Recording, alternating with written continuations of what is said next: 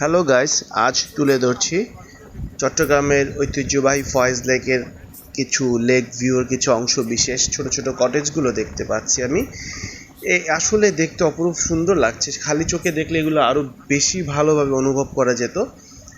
এগুলো এখানে রাত্রে থেকে রাত্রি যাপন করতে পারলে মনে হয় এইখানের দৃশ্যটা আরও বেশি ভালো লাগবে।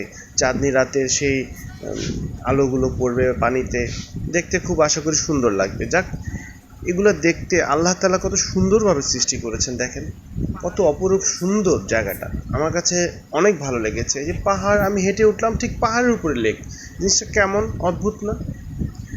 যাক, আসলে আমার ভ্রমণ করতে খুব ভালো লাগে, তাই দেখছি ভাবলাম জিনিসগুলো শেয়ার করি আপনাদের মাঝে। আপনাদের কেমন লাগছে বা এই জায়গাটি কেমন লাগে, এই জায়গা ফয়েজ লেকটি কেমন লাগে আপনারা জানাবেন আশা করছি। এবং আমি খুব কম খরচে এখানে ভ্রমণ করা যায়। ঢাকা থেকে যারা আসবেন খুবই কম খরচে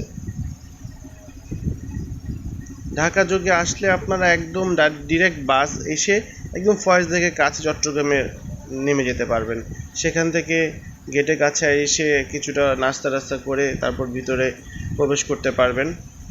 প্রবেশ করে সেখানে উপভোগ করতে পারবেন। এবং ফয়েজ লেকে যেহেতু ওয়াটার ওয়ার্ল্ড আছে, সেখানে যে আপনার শাওয়ারটাও নিতে পারছেন। এখানে অনেক সুবিধা রয়েছে।